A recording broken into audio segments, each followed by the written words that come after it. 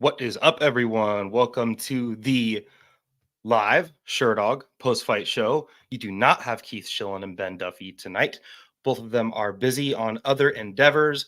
Ben was pretty busy having dual covering. So we've got Dev and Dane talking about PFL and UFC. How's it going, Dane?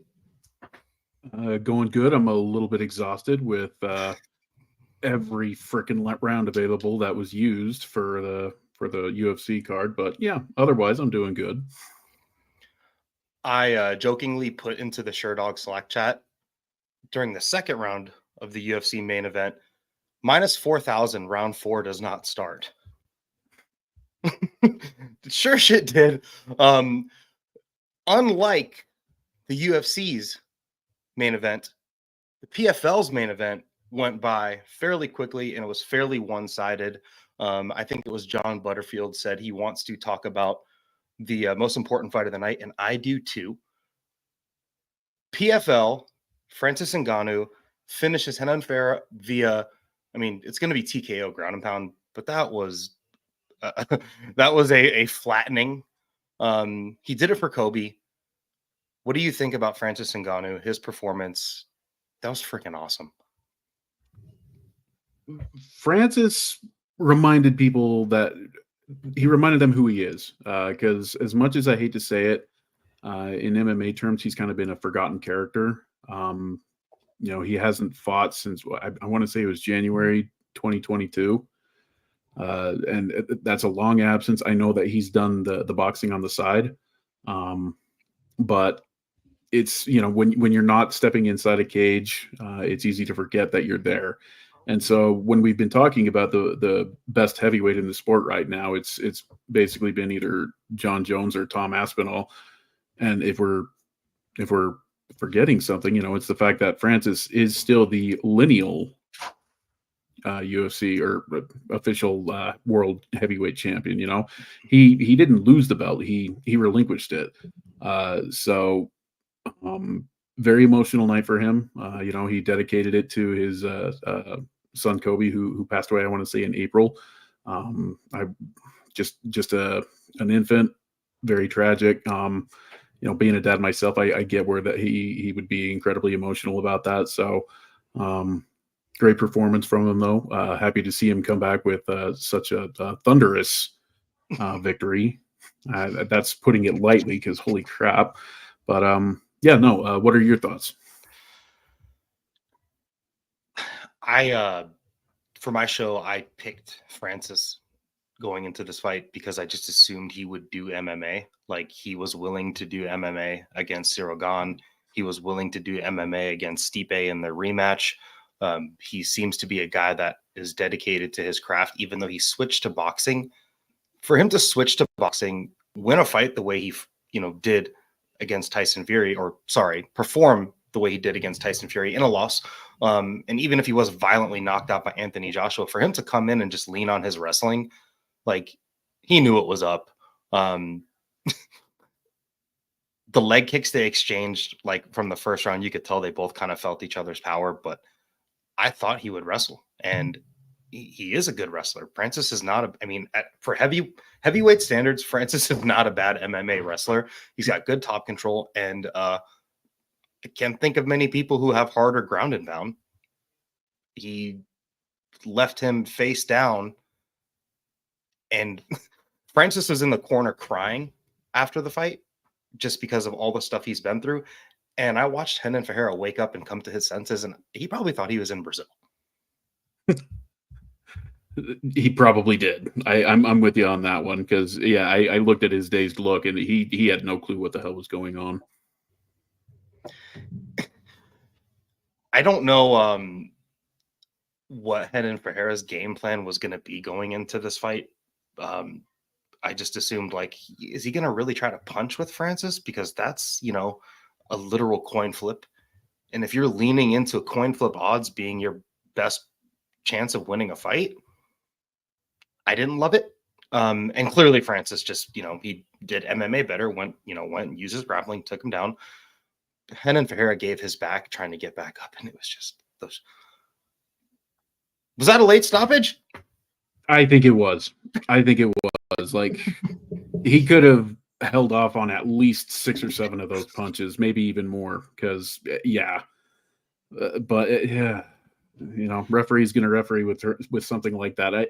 I guess they wanted to give Hennen every opportunity to get it back up, but I'm like, no, this is Francis Ngannou that we're talking about here. This isn't Parker Porter just laying in his club sandwiches. We'll put it that way, because yeah, as much as I love Parker Porter, he looks like that he's been eating too many of those.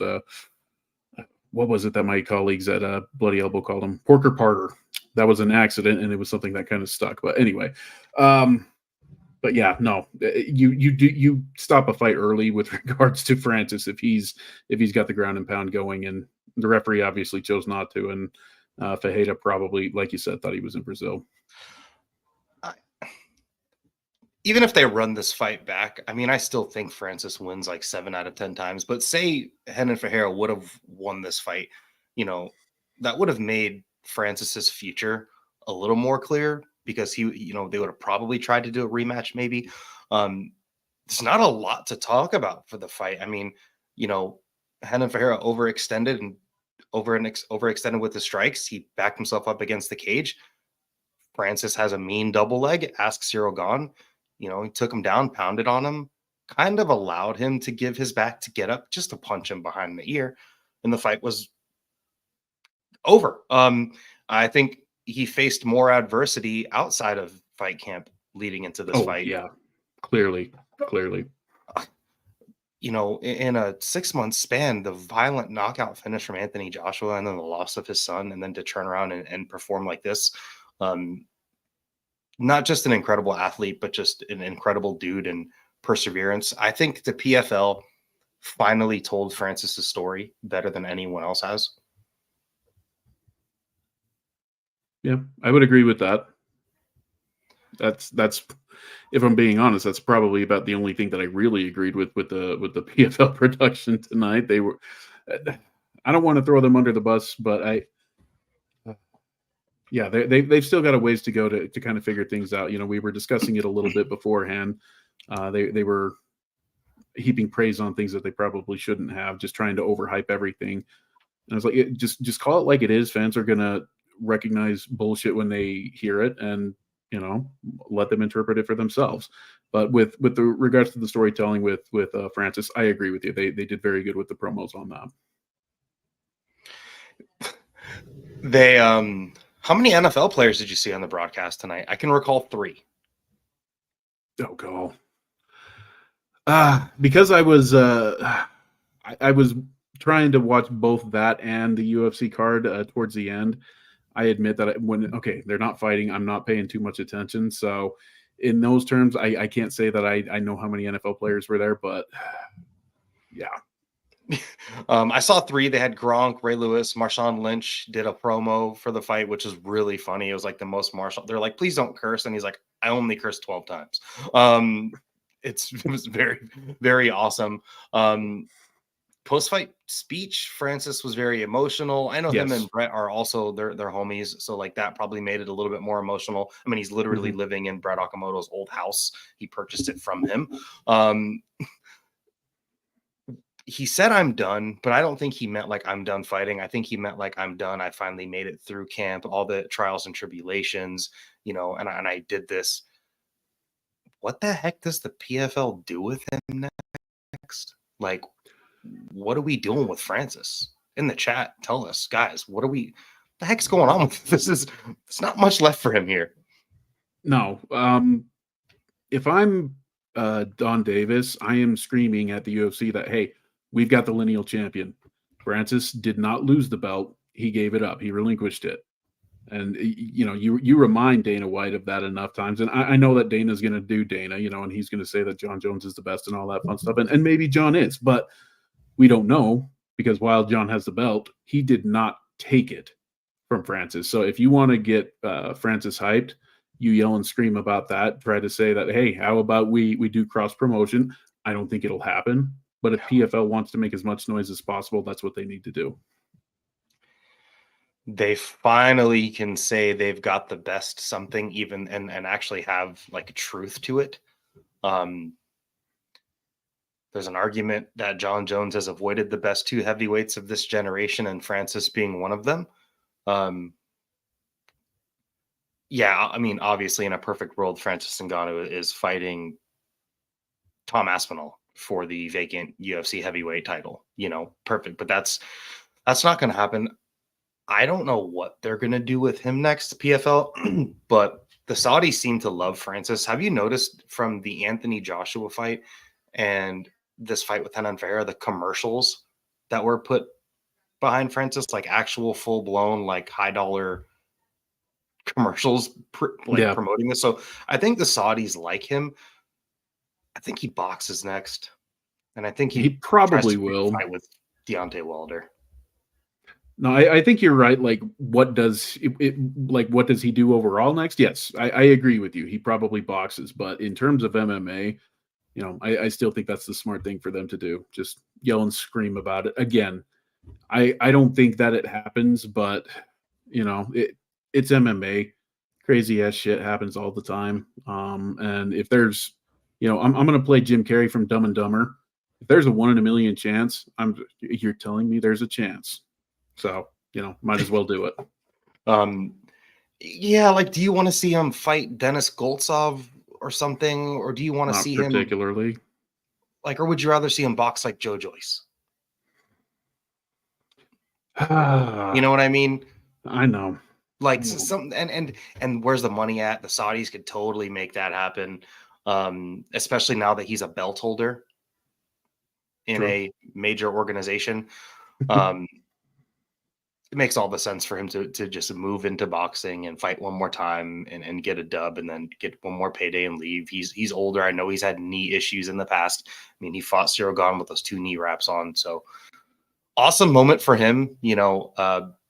Probably didn't get injured Doesn't look like going it. into, maybe in camp, but not in this fight. Happy to see him collect his check and just go home with a semi-easy win. Yeah. Hopefully, I doubt that the healing process will ever be complete with regards to the loss of his son, but hopefully he can kind of go and grieve without the pressures of a camp at this point. And stuff like this probably helps his mental health winning a big fight with this, of stature. Moving on, we're going to talk about the PFL co-main event. Chris Cyborg kind of dominates Larissa Pacheco, maybe kind of. All 3 judges gave her a 49-46. I thought she was the clear winner. Really, just a veteran performance from Chris Cyborg. Like, she knew Larissa Pacheco was fast and strong and dangerous, kind of almost a 2.0 version of her, maybe with the striking and the power. But takes her down for the first 2 rounds, kind of takes the 3rd round off. And then all of a sudden, Larissa is very tired and her volume is in the bin, gone. And then Cyborg just kept a slow pace fight where she would explode and land shots. And then, she'd land 3 and Larissa would land 1. Yeah. No, I think that you put it perfectly, because 49-46, there's close 49-46, and then there's a blowout 49-46, and this felt more like the blowout because you said that Cyborg took off the 3rd round, and that's exactly how I interpreted it as well. She worked hard those first 2 rounds, put a lot of damage on Pacheco, and then just did what she needed to do to more or less kind of catch her second wind in the 3rd round. And I'm not going to say that Pacheco didn't have any moments outside of the 3rd. She had a few, but for the most part, Cyborg was controlling the fight. She did what she wanted, and like you said, it was almost like it was 2 strikes for Cyborg to every 1 for Pacheco. So pretty clear win. This is one of those fights that was super weird too, because like one person was the person that was clearly winning just looked to be the most shit kicked. Like, how did Cyborg get so Yeah. beat up after the first round? Like, her maybe, you know, she has a 20-year professional fighting career with boxing and MMA literally mixed. So maybe it's just like scar tissue and shit. Who knows what's happening to her in camp? But like her eyebrows were split open from a take. Like she took the Risa Pacheco down and like hit a hip bone or something, and then her eye was just blown up. And then the freaking cut man in the corner like leaves the, you know, leaves the petroleum jelly like kind of hanging down right over her eye. I'm like, what? Yeah. That head kick she landed on Pacheco in that first round was really, really nice. And Cyborg had more grappling success than Kayla Harrison did in their, you know, in her last encounter with Pacheco. Cyborg's 39. Yeah. Yeah. No, that kind of blows my mind. But no, go ahead. There's still like there's no way Cyborg doesn't fight her contract out. No, she'll fight it out. She's a G. Like she's about that yes. business, you know. She's got 5 world titles in 5 different MMA organizations, and like, yeah, can you poke holes in them? Sure, but like, she's fucking legitimate. Well, so outside of, I would say, Pride, and Pride didn't have a women's division. She's got belts in the biggest organizations that have existed within the scope of MMA. You know, she's got UFC, she's got Strikeforce, she's got Bellator, she's got PFL, she's got Invicta. That's not too bad. That's incredible. I don't think there's any males that have a similar type of record. And this win is a very legitimate win for women's featherweight MMA. Mm-hmm. Like, we just watched Larissa Pacheco beat Kayla Harrison, and their fight was way closer than this one. She won that fight by the skin of her teeth. Yeah, and watching this, I feel like if Cyborg and Harrison were to face off, I'm picking Cyborg all day. This doesn't have anything to do with this fight, but if Valentina Shevchenko fights Kayla Harrison at 135, I'm picking Valentina Shevchenko. After the last, anyway, the more and more I watch some of this higher weight women's MMA, the lesser I feel about Kayla Harrison when I watch her, you know, continuously compete. Either way, cool win for Cyborg. Like, she did all the right things. She fought a veteran-ass performance. She knew that she could not just open up and you know, brawl with Larissa Pacheco. She knew she had to take her down. She knew she had to take the wind out of her sails. And Pacheco never looked like physically drained. Like, her mouth wasn't opened. You know, she didn't look like Rebellis Despain in the third round. She her volume just disappeared. It was just gone. Yeah. We've talked about her fighting Harrison and how she just kind of sculpted her body and prepared exclusively to fight Kayla because she knew that there wasn't anybody else that was really going to be the challenge to get to Kayla. You know, she could kind of mold her game as needs be to face them or whatever. But all along the way, she was sculpting herself to prepare for Kayla. And so I think that was part of the reason why she was able to be successful with her in their third contest. You know, I mean, she had faced her twice and lost previously. So I think if she were probably to have a little bit more time to maybe prepare for a rematch, you know, if she's been in the cage with Cyborg now, she knows what to expect. She can game plan a little bit more. She might be able to pull off an upset, especially given that Cyborg is, you know, like we said, she's 39. And it's not just that she's 39, she's an old 39 because she's been doing this for a long time, 20 years. And I know that Cyborg has typically been the bully in the cage. You know, she hasn't taken nearly as much damage as she has dealt out. But, you know, that's 20 years of weight cutting, 20 years of training, as opposed, you know, not just the wear and tear in the cage during the actual fights. So, Cyborg's got a lot of miles on her body. So I don't know, maybe they try to do a rematch with Pacheco somewhere down the road, and I could see Pacheco having more success. But at the same time, I don't think that's something they do immediately. Regardless, impressive win for Cyborg. But shit, it's so hard to figure out what to do with her next. I think the UFC, I mean, in the chat, guys, what do you guys think Cyborg should do next? I think at this point, like, I'm looking at women's featherweight rankings. There's like Leah McCourt at like number 7, Sarah Collins at like number 6. She already beat the shit out of Kat Zingano. I mean, she just beat Larissa Pacheco. What is she going to do? Fight Arlene Blanco again for the 3rd time? Like, I think what the UFC should do is the PFL, they have a legend. Cut yourself. They have a legend. Why not do what ONE FC did and do like a mixed rules bout with Cyborg versus Clarissa Shields? I'd be down with that. I don't know what the chat thinks, but I'd be down with that. Just, like you said, you went through the list already of names, and I think the only one that she hasn't faced out of all of those is Sarah Collins, and that just, I don't think Collins is quite ready to face Cyborg. It feels like, back in the day when Cyborg was in Invicta and she was fighting like Charmaine Tweet and Faith McMaw.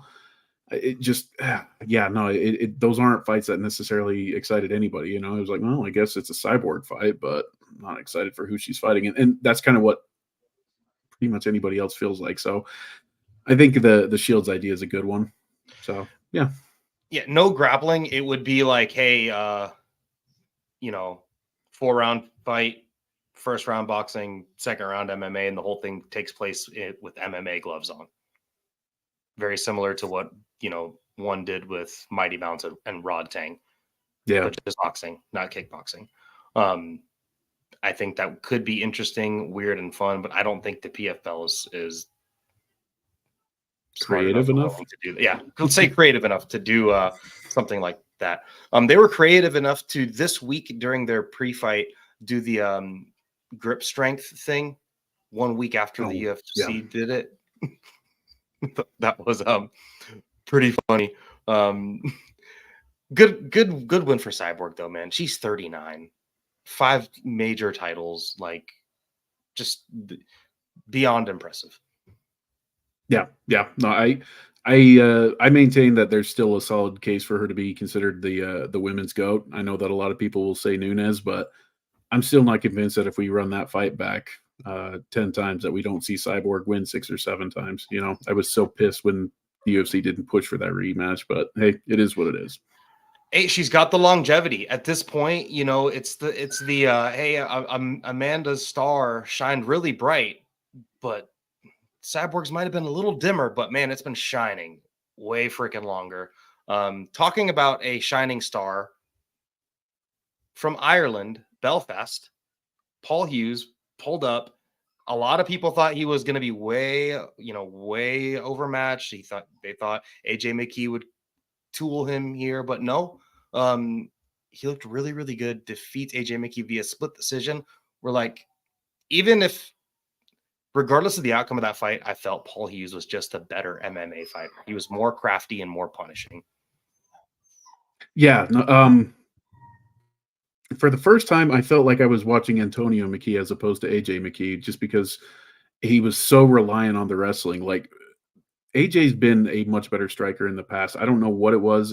I don't know what it was with regards to Hughes that he just felt like he had to rely so heavily on the wrestling. I mean, don't get me wrong. I know that that's his bread and butter is his wrestling. But some of those desperation takedowns were, those don't look good in the eyes of the judges, when that's the only thing that you're really resorting to. It down the stretch, that's pretty much all he was doing. So yeah, no, you're absolutely correct. Hughes, it was a close fight, because it started out incredibly competitive and McKee just faded down the stretch. But yeah, no, Hughes definitely had the more well-rounded game. Probably overall wrestling does go to McKee, but everything else seemed to go in Hughes' favor. But fun fight to watch. And I'll admit, I was one of those that was kind of sleeping on Hughes going into the fight. I thought that it was too much too soon, but good on him for proving me wrong. I was like, anyone that can speak decently from Ireland is just going to get promotion because the world is looking for the next Conor McGregor.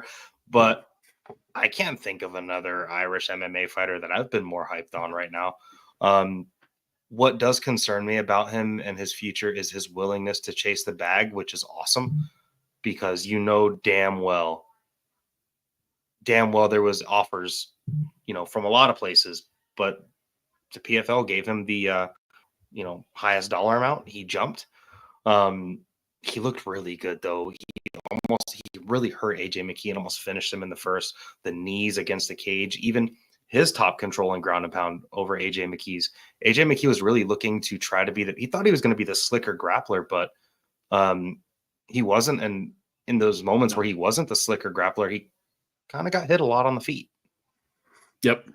Yeah. No, and he was the one that got tired down the stretch too, which is surprising because he's got the experience with bigger names and 5 rounds and whatnot. Not to say that Hughes hasn't fought 5 rounds, but you got that big spotlight and you never know how somebody's going to react under it. But holy shit, Hughes was comfortable. And I know this was only a 3-round fight, but when you've got experience in those big fights. Yeah, no, that's damn true. Very damn true. He's very lucky because he looked like he was gasping, and Paul Hughes looked like he was still continuously churning it up. He just looked awesome. Like, I'm just curious to see. He really overperformed, and I think I'm like probably the most impressed by his performance out of really everyone this whole night. Besides Francis and Fluffy. Mm-hmm. Yeah, no, he had a big jump in terms of his stock. Like, I wouldn't be surprised if he's got next for. Well, I'm not sure. PFL and Bellator are still keeping their titles, aren't they? Or at least for now. I don't know. He might be fighting for a belt next. We'll just put it that way. I have no idea what they're going to do with him. I hope they don't just like throw him into the next season that they have. Like, I hope they do cool stuff with him because he seems like he's willing to do these cool fights. Maybe they can, I don't know if they'll do like another rise and cross promotion. I know that Bellator is owed like 1 year's worth of fights. I was also really confused with Johnny Eblen. They had like Bellator gloves on for that fight. I was I'm seeing Bellator shorts. I'm seeing Bellator gloves, but then in the camera shot, I also see a PFL logo on the cage in the back. So does this count as one of the PFL or Bellator? I was really confused. Did you see that too? I saw that fight. Yeah, I saw that fight and considered it a perfect time for nap time, but I didn't take advantage of that. But yeah, like I said, that's why I was like, oh, well, I don't know, maybe they're gonna what belt would he fight for? Because I'm still not 100% sure what's going on there. They're not completely killing Bellator, obviously, but to me that just breeds confusion. I think it would be smart to just merge them and call it good. But hey, I don't run that organization. If you and I are confused, for everyone, yeah, like, the fans have got to be even. I mean, we're fans, but like if we're confused, it's got to be even more confusing to follow for everyone else. Pretty decent PFL card all around. Rafi and Stotts had a nice win. Yeah, it was all around a pretty cool card. UFC main event, Fluffy 5th round TKO defeats Michelle Pereira via I'm going to call Fluffy Hernandez's style, like certain fighters will come out with a like thug jitsu style or whatever. I'm going to call his style waterboarding because he went out there and literally waterboarded Michelle Pereira. That was dope. I love watching fights like that. And the funny thing is the contest opens up almost exactly as it could have, because I in the preview with Duffy, I said that it was a two true outcome fight. Either Pereira gets the early finish or Fluffy just drowns him. And we almost got that finish because within the first minute, you had a Fluffy kind of on the ropes after Pereira nails that front kick. And I was like, oh man, I picked wrong on this one. Because I felt like it was a coin flip. But as soon as he recovered from that, it was 22 more minutes of the fight or something like that, and all 22 of those minutes was Fluffy. shit kicking. Um, and I put this in the Sherdog Slack. I don't know if you saw this in like the scoring section, but I put in there, I was like, even though, and this was like at the second round, I'm like, even though, regardless of outcome, Michel Pereira is going to have to give a lot of people problems. He's going to fluster 2 out of 3 of the next dudes he fights in the first minute and a half of every fight. Just the way he comes out, and he's at middleweight. I hope he doesn't become a 1-round fighter at middleweight, but even if he does, like, at least it's intelligent violence. Like, he's stabbing teeps to the gut, and then he's just throwing big hooks to the body. Like, he's hurt like the last like 3 people he's fought to the body. That's how he finished with the club and sub via Michel Olajaychuk. Like, he hurts a shit ton of people to the body. This is only his second stoppage loss. He only has 1 other stoppage loss. Funny enough, it was to Dusko Todorovic on whatever Serbian. And it was probably at like 250 pounds. He lost via TKO stoppage to Dusko Todorovic, who I don't even know if is in the UFC anymore. Fluffy, man. This dude his style is like, could he go to welterweight and probably have a ton of success? I think he probably could. It's hard to say. Like, he's not a huge middleweight, and it's possible that he could make 170. But the question is how much would it deplete him and affect his ability to just drown his opponent in deep waters? I don't know. He would Bilal be bigger Muhammad, too. man. Look at Bilal. Yeah, but Bilal's not big for welterweight, So I think Fluffy would have a harder time making the weight than Bilal. So it's hard to say. Like, I'm not saying I couldn't see it, especially given that he would be bigger, which would make it easier for him to muscle them around. But at the same time, it's very given the success that he's having right now. I would rather not see it happen yet. If it ain't broke, don't fix it. So I say keep doing what he's doing right now as it is. I would prefer to see him at middleweight mostly. And honestly, I think his middleweight is just full of big, dumb jocks. Yeah. Just super athletic dudes that, may not have the best fight IQ. And his style is just built to overcome these athletic specimens and just like eventually shit kick. He's got like a bully beat down style. Like, he bullies the bully. It's like, his style is like getting revenge on every, athletic jock in high school. It's really funny. It's really incredible. After the first round, like, yeah, he got hurt to the body, but he still had success with the striking and he still got the takedowns. Into the second round, the beating just started. The chain wrestling, the dogged style, the pace. He's durable. Michel Pereira is so violent. And was it even in the 5th round where between, also, why didn't Pereira's corner ever tell him to go to the body again? They never told him.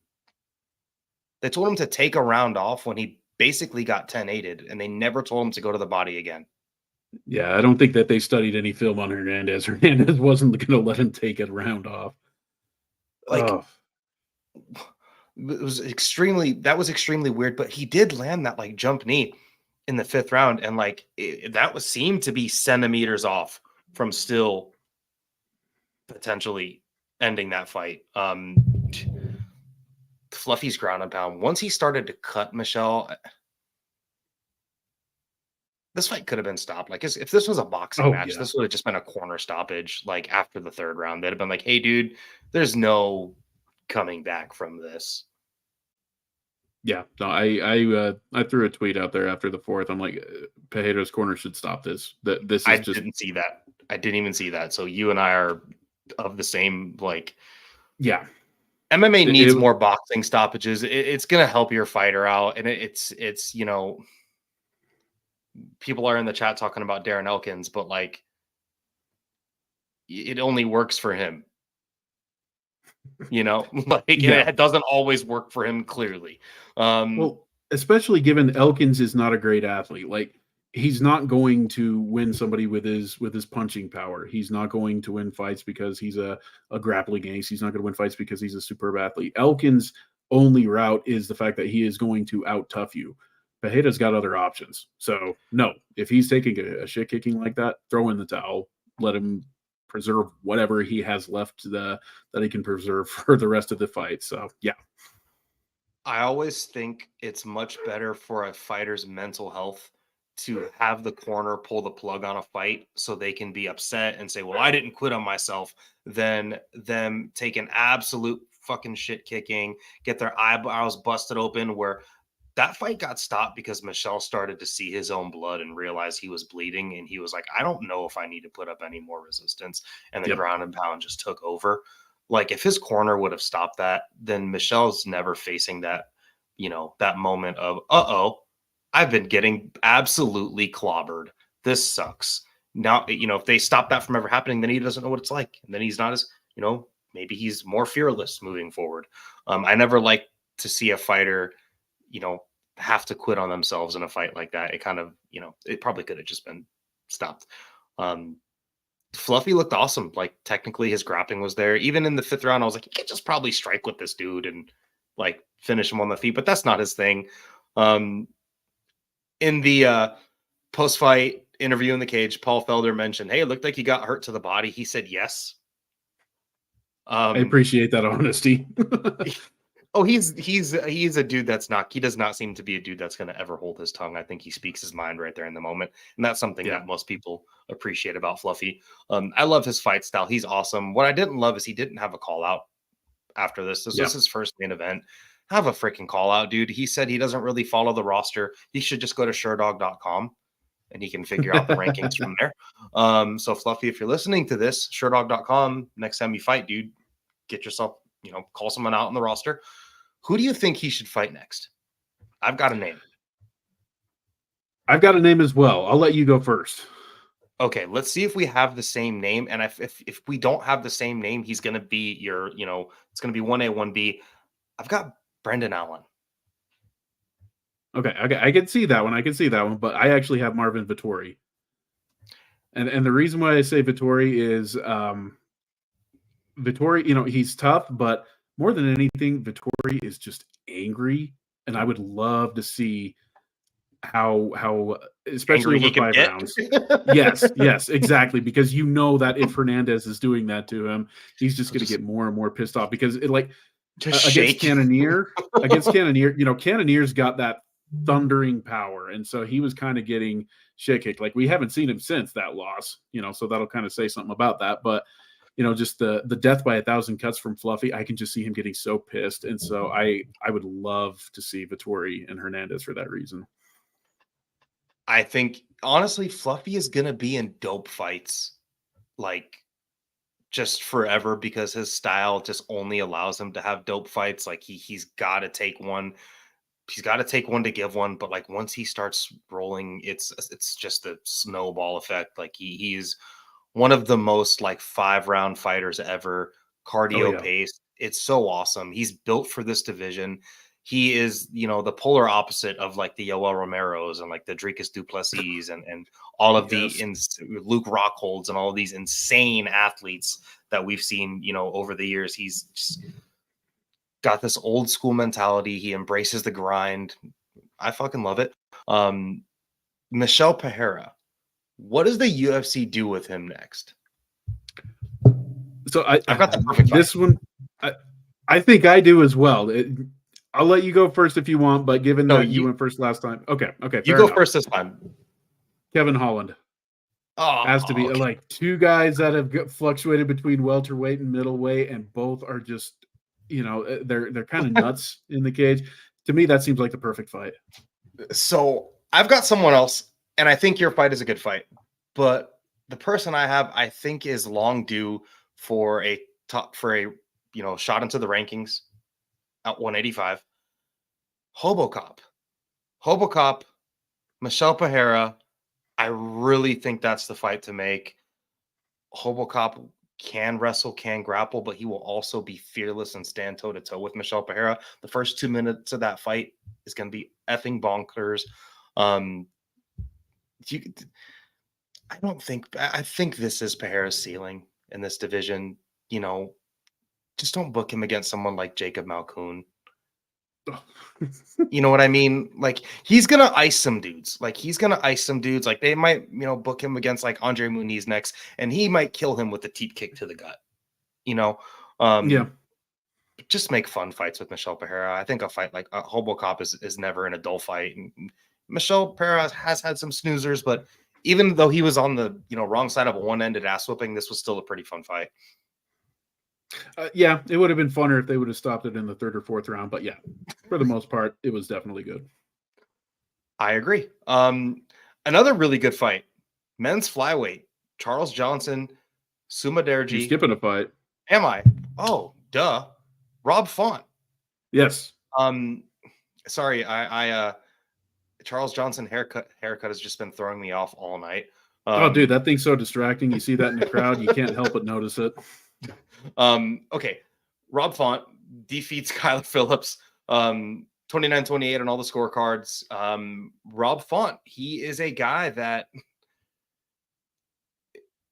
he's so strange because if you book him against like number 11 through 15 in the rankings, like he's going to do this to them. But if you book him, on number 9 through 1 through the division, like they're just going to kind of, rough him up. But he looked good here. Was this a great win from Rob Font, or do you think Kyler Phillips got exposed a little bit, or do you think it's a little bit of both? What do you think? I'll say a little bit of both. There's definitely a fraud aspect of it to Phillips, given that he very much lost this fight in the same way that he lost the Raulian Paiva fight. He came out man on fire, just tore things up in the first round, and he didn't leave enough in the tank for him to effectively win rounds in the second and third. And so Font just took over from there.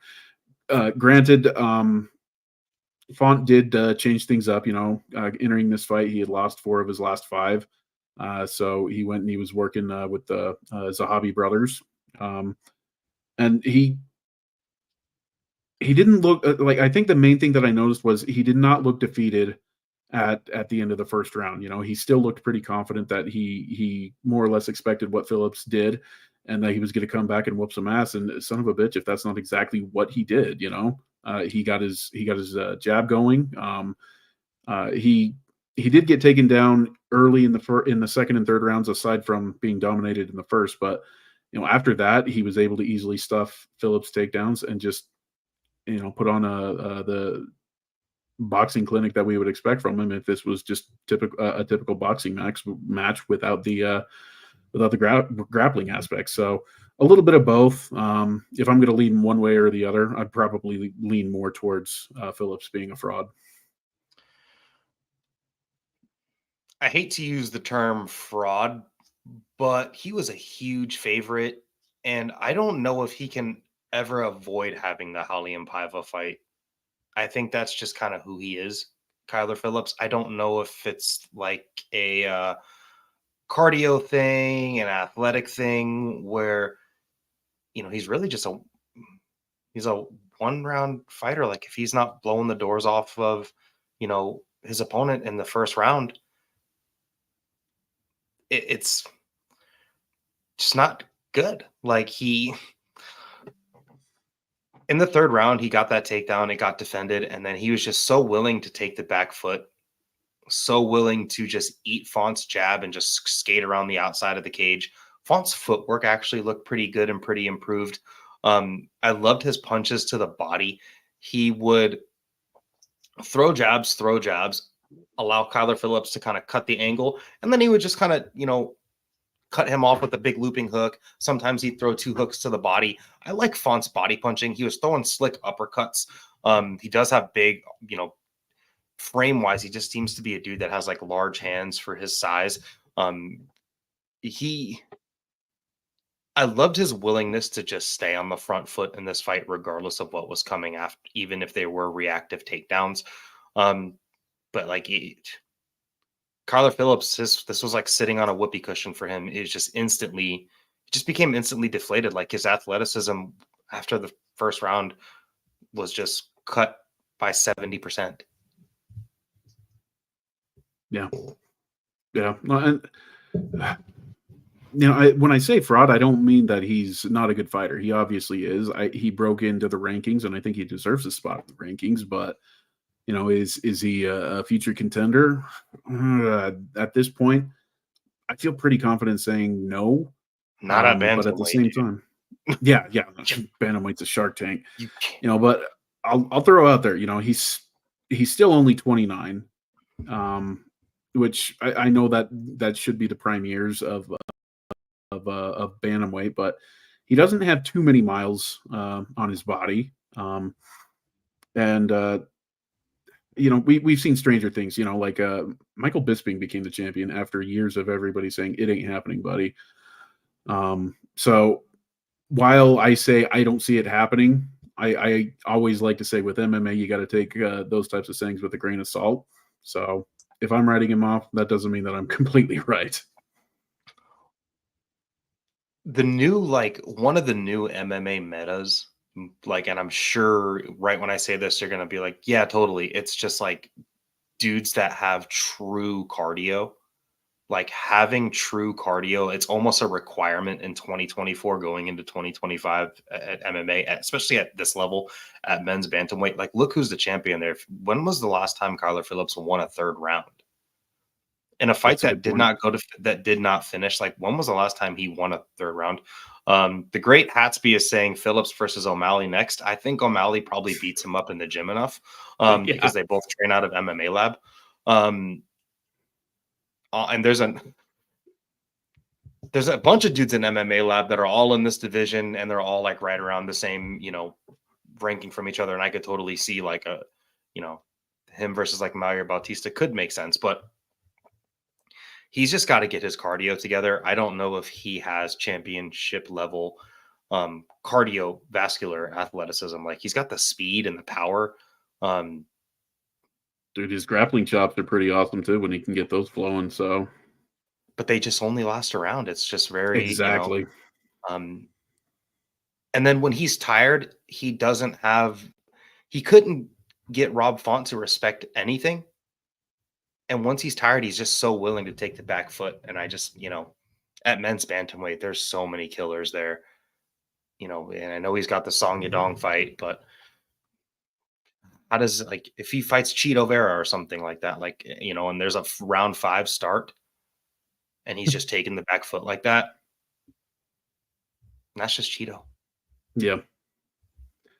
Do you have an idea what you want to do with him next? Jose Aldo needs a win. So is that for Font or is that for Phillips? For Kyler Phillips. For Font, he's fought everyone in this division, man. He's literally fought everyone. I don't even know who the guy should fight next. What do you guys think? What do you think? So I feel like you're right in the sense that he's pretty much fought everybody that you can't fight in the top 10. So let him play gatekeeper at least one more time before maybe throwing him up there against somebody higher. So I'd like to see what he can do with Montel Jackson. I think that would be a fun fight. Totally. I think that'd be great. Maybe Jonathan Martinez, something like that. Keep putting him in these spots because I think he likes to be the dude. He's done this to Adrian Yanez, and now he's done this to Kyler Phillips. He's, Yeah, I think that actually kind of pisses him off. And I think it gets him off in a way. I think he likes it. Yeah, charges him up. Yeah, he's one of those guys that I think fights better when he's pissed. So, yeah, no, give him somebody like Montel Jackson and see if he can maintain that fire. Kind of along those lines. So, what I was thinking would be fun for Phillips. You just mentioned that Yanez had his train derailed by Font. How about have those two square off? Could do a little bit of Joe Silva type matchmaking where you throw a little bit of sense of humor in there. So, that's my thoughts there. End Time Tardif says if McGee beats Martinez, he can get a shot at avenging his teammates' loss. Well, it's too bad that Marcus McGee is also a member of the MMA Lab and is also a training partner of Kyler Phillips, along with Mario Bautista and Sean O'Malley. All those dudes are in the same The whole situation, with MMA Lab and the bantamweight division, it kind of reminds me of ATT back in the day with welterweights. When they had Koscheck and Fitch and Swick, and They're doing it with it always felt lightweight like right now. uh, oh, Sarukian, that's Gamrot, right, yeah, Poirier, Grant Dawson. Gosh, ATT. Brazilian dude that Joel Alvarez beat up really bad that I can't remember his name right now. Yeah, it's a very interesting thing that the MMA Lab has got going on there. Okay, Charles Johnson, the best haircut in MMA, gets a. It's not a robbery, but it was a really close fight against Sumaderji. Sumaderji kind of pulled up and fought his ass off in a loss. This is Sumaderji's best performance in the UFC. Really good fight from both these dudes, man. Either that or Schnell, because he really threw down with Schnell as well, and very came close to winning that one. That was just a death in the but you know what, you're right. Thinking about it, this was more complete. So yeah, hey, that was a fun ass fight. So oh my god, I am but not he had going to to shit on that. He literally had to be resurrected after. They came in when I think they had to give him. That's okay. He's getting people believing in miracles again. So they had to give him Narcan in the octagon after the Matt Schnell fight. So dead. Charles Johnson is this fight also shows why you should never turn your back to your opponent, because that's how Sumaderji got dropped, trying to circle out, and even with only one eye on Charles Johnson. One thing about Charles Johnson, man, is number one, he's just he's almost on the way to being in the Hall of fucking awesome, just from his 3-fight skid. Now his winning streak is just stick to itiveness. He's such a workman's he was really confident in this fight against Sumaderji, and he remained confident through the whole fight. Even when the scorecards are being read, he remained confident. He was the one that had his hands up. Just a really confident performance, even in a really close fight. Yeah, no, I was just thinking, okay, you're talking about putting him in the Hall of fucking awesome, and I just looked it up. He still hasn't been finished. Now, I know that flyweight isn't exactly a division known for its finishes, but for somebody who takes as many fights as he does, and it's not like he has a safe fighting style either. Every now and then he gets hit in the face with a shovel. And he's not young. Yeah. Yeah. No, I go ahead. The dude's really cool. I love his boxing game. I like his grappling and anti-grappling. I like his front foot game. I like his...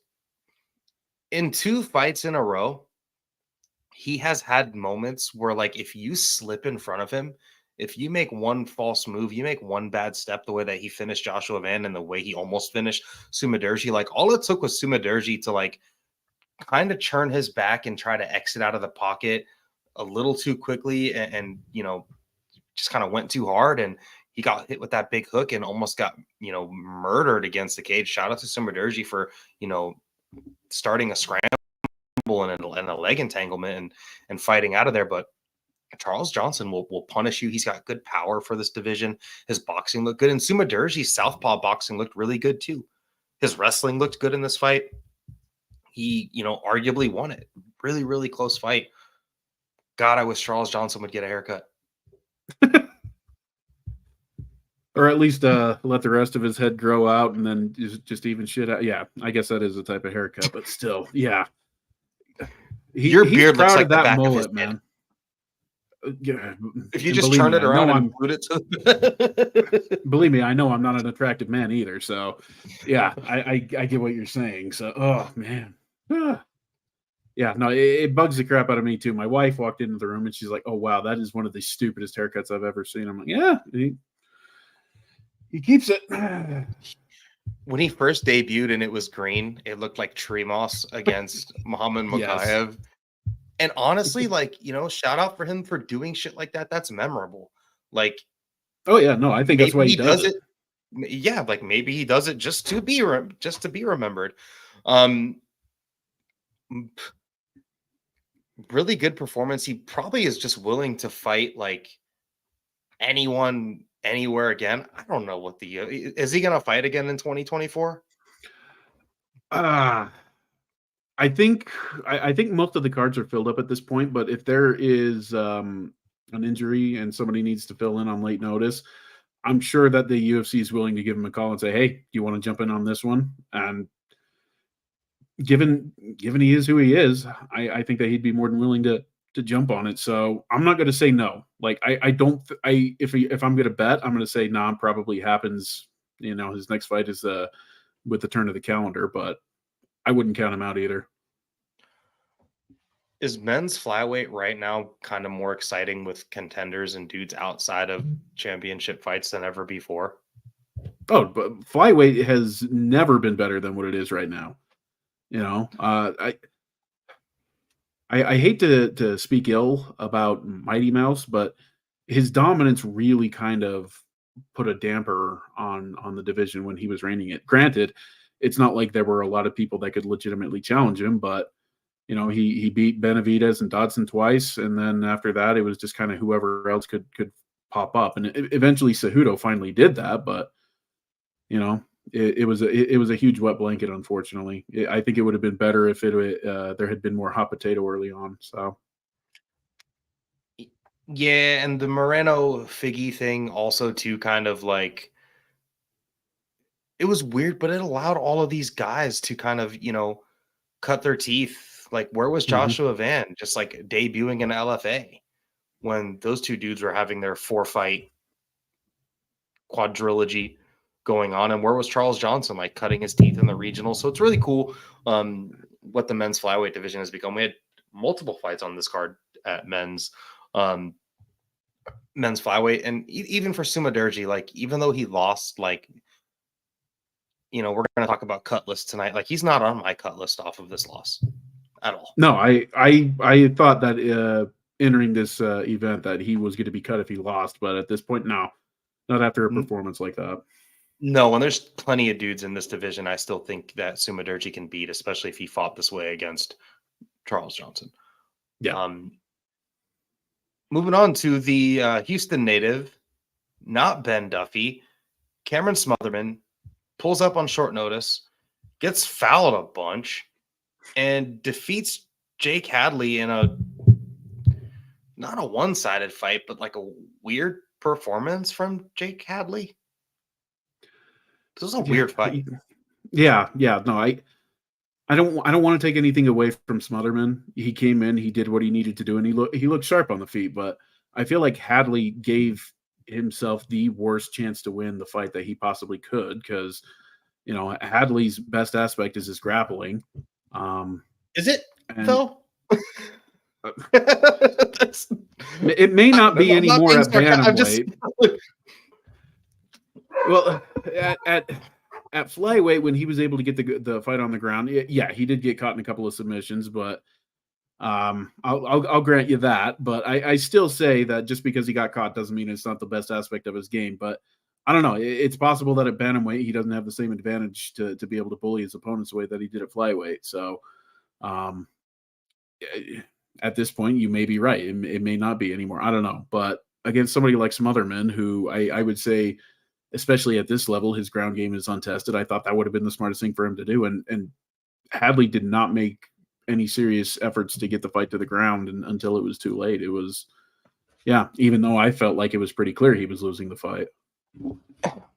just like, why are you taking the back foot so willingly? You had this whole entire camp training for Brady Heastand, who was a grappler, and then in this fight on short notice, which is weird too, because he took his last fight on short notice and like looked good against Colin Loughran, where he was like pushing him on the front, pushing him on the back foot, landing combinations, covering up when the shots were coming his way, and then just moving forward. I don't know why he was so intimidated from Cameron Smotherman. He even rocked Cameron Smotherman in the third round, like when he just went for it and got on the front foot. Um, this was like Smotherman's like best performance that I've seen out of him, because usually he's a much more slow-footed, kind of bad footwork, athletic with power, but he gets caught a lot, planting his feet in prolonged boxing exchanges. But when you're just going to take the back foot and use this kind of weird Dustin Poirier high guard and leave your body open, like you're just going to get hit with body shots. And if you're not going to throw one back, if you're going to throw one back to every 4 that you get landed on, you're going to lose, even if you don't feel like you're in trouble. Yeah. Just, hindsight is 2020, but I get the feeling that Smotherman is probably at his best when he's just being told, go out and do your thing, because, he didn't really have any time to game plan for Hadley. It was just go out, do what you do well, and son of a bitch if he didn't look better than he ever has before. Smotherman looked great. He pulled up on short notice. It seems like his boxing in tutelage under Adrian Yanez, has helped him clearly. Still remained fearless in this fight. He got poked in the eye. He took 5 minutes, and a smart veteran, it's a smart move. Get poked in the eye, take 5 minutes. Michelle Pereira should have been poking Fluffy in the eyes to try to get 5 minutes. It's a joke, but not really. It pays to break the rules in MMA. So, like he got a nice dub here. He got a point deduction. The point deduction wouldn't have mattered. I hate to see a person, get a draw off of a point deduction in a fight they clearly lost. But got poked in the eyes a couple times, got hit in the nuts, and seems to be really genuine and happy in his post-fight interview as well. Yeah, no, that was great. That was great. It, the commentary booth was spot on. It's like it just barely hit him at that point. Not only was he in the UFC, but he won in the UFC. So that was great. And, for him to lose the way he did last time he was, in the Apex in that same cage, and to, show up short notice, get this win over, a guy with a semi name. Jake Hadley kind of had a name, not too sure what's going to happen to him next, but yeah, great win all around by Smotherman. He looked really dope. Yeah. Moving on. We had an old dude fight. Oh, that was pretty cool. And a retirement. Darren the Damage Elkins went and received and did the damage to Daniel Pineda. God, the way Dominic Cruz was pronouncing Pineda's last name, this fight was just like irking me. It's Cruz. It's Cruz. Pineda's white shorts turned pink. Yeah. But at the same time, would we expect anything else out of a fight between Pineda and Elkins? I mean, these are just two of not just two OGs, but two of the grittiest OGs from back in the day when grit was far more prominent than it was now. You get a lot more athletes in the UFC now, and that's a good thing. I'm not ripping on it. But son of a bitch, these two were gritty back when it was pretty damn common for the fighters to be as gritty as they are.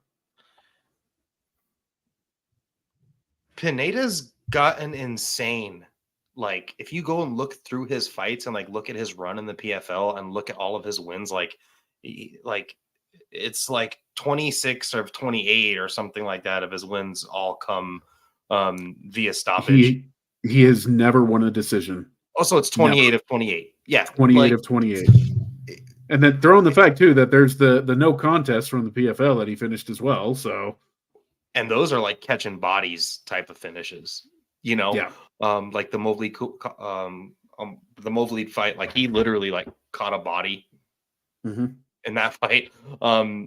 28 wins, 28 finishes, and 7 losses. Like, that's not a bad career. Daniel Pineda hung up the gloves. Put him in the octagon. He was done too. He even said pre-fight, like, hey, if I can't beat Darren Elkins, then I can't fight anymore. And he's already a coach, back in Houston, runs a gym there. He's got a career. He's already had a career outside of fighting for a hot minute. Now Ben Duffy can surely hide behind him when a brawl breaks out at the Waffle House. This fight was really weird because it's another one of those fights where, like, what did Darren Elkins hit Pineda with in the first round that just like immediately like glued his eye shut? It made his eye look like a clam. Yeah, like, if what I did he hit remember correctly, it was just, I think it was an elbow. I'm just look like a freaking clam. I did not catch it in real time. All of a sudden, I just see Pineda bleeding, but I do believe that they showed a clip of it in the second round, saying, "Oh yeah, this is what did the damage there." But coming from the damage, well spoken there. But yeah, it was tough to catch in real time. But yeah, his eyes swelled up shut pretty quickly, and that's been a common theme for Pineda. Who was it that he fought that? It went to no contest because his eye just swelled up Feel shut. So was it was it Feely? No, Feely? that was the eye pokes. That was the eye pokes, but he was getting kind of shit kicked in the Feely fight. Okay. I think that's the one I was thinking of. But yeah, just that's been a common theme for Pineda as far as the eyes go. But yeah, I mean, I wasn't mad at Pineda jumping guillotine over and over again either. Like normally in a fight, I'm like, why is this person jumping guillotine? But it's like Pineda's got so many finishes. Like that's the only way like that's what he's here for. Like he's here to hurt somebody. He's here to put their lights out or choke them unconscious. Like that's what Daniel Pineda is here to do. So when he's fighting a 40-year-old Darren Elkins and he himself is 39 and he's jumping guillotine like crazy, I'm just smiling. I'm like, this is cool. Like it was just such a cool brawl. So many reversals in the grappling, the striking, Darren Elkins just pouring it on. Darren Elkins in the post-fight press conference, I heard a clip saying that, his son wants to take up fighting, so he's going to continue to fight. And I'm just like, yeah, that's not what I want to hear. This should have been a double retirement if there was ever one. Take a note from Court McGee. Court didn't retire either, though. So yeah, true. Should have. Just kind of yeah. just like no, Court had the perfect opportunity. You win in your home state, man. It's your first finish in 14 years. Call it, but whatever. These are guys that get punched in the head for a living. So. And I'm okay to watch Darren Elkins fight as long as it's just matches like this. And the UFC's kind of starting to get it now, where like you've got two dudes that are sort of beloved veterans. Like everybody loves Daniel Pineda, everybody likes Darren Elkins. Like if you guys are gonna let these dudes fight, like let them be fights like this. Like let's not put these young up and comers against these dudes to just ice them and make all the fans sad. Cool fight. Like we haven't got to the bonuses yet, and we will, but I wouldn't be surprised if this got fight of the night.